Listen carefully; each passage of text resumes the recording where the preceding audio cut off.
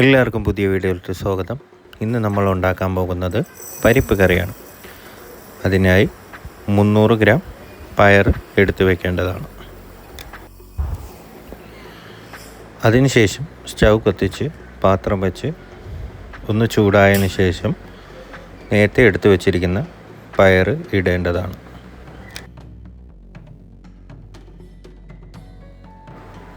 നല്ലപോലെ പയർ വറുത്ത് എടുക്കേണ്ടതാണ്.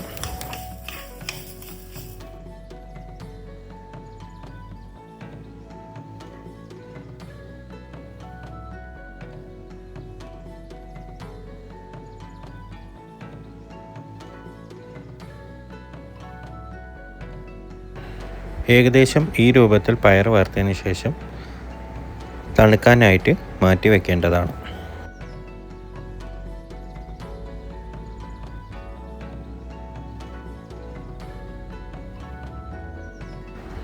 തണുക്കുന്ന സമയം കൊണ്ട് നമുക്ക് അരമുറി തേങ്ങ തിരുകി വയ്ക്കേണ്ടതാണ്.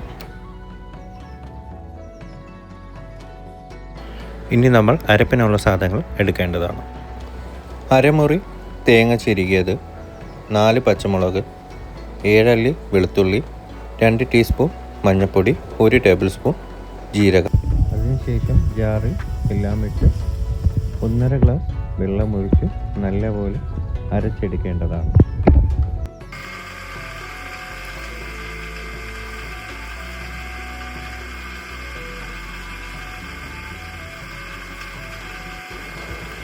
ഈ രൂപത്തിൽ അരച്ചെടുക്കേണ്ടതാണ്. ആ സമയം കൊണ്ട് നമ്മൾ പയർ പൊടിച്ചെടുക്കേണ്ടതാണ്.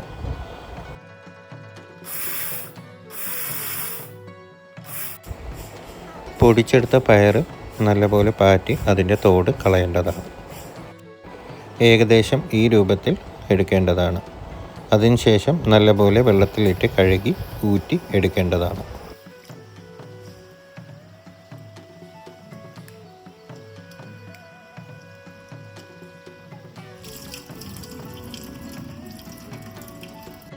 കഴുകി വെച്ചിരിക്കുന്ന പയർ കുക്കറിലിട്ട് 5 ഗ്ലാസ് വെള്ളമൊഴിച്ച് വേവിക്കാൻ വെക്കേണ്ടതാണ്.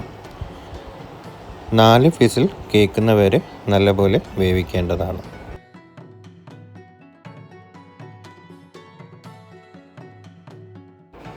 ഈ ഒരു പരുവത്തിൽ പയർ വേവേണ്ടതാണ്. അതിനുശേഷം നേരത്തെ അരച്ച് വെച്ചിരിക്കുന്ന അരപ്പ് ഇതിൽ ഇടേണ്ടതാണ്.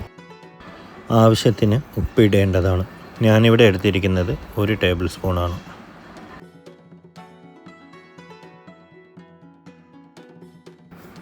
ഇനി സ്റ്റൗ കത്തിച്ച് ചൂടാക്കാൻ വെക്കേണ്ടതാണ്. ഇനി നമ്മൾ താളിക്കാനായിട്ട് പാത്രം വെച്ച് ഒന്ന് ചൂടായതിന് ശേഷം 2 ടേബിൾ സ്പൂൺ എണ്ണ ഒഴിച്ച് 1 ടേബിൾ സ്പൂൺ കടുക് ഇടേണ്ടതാണ്. കടുകൊന്ന് പൊട്ടി വരുമ്പോൾ 5 ചെറിയ ഉള്ളി അരിഞ്ഞു വെച്ചത് ഇടേണ്ടതാണ്. അതൊന്ന് വഴറ്റിയതിന് ശേഷം കരിവേപ്പില ഇടേണ്ടതാണ്.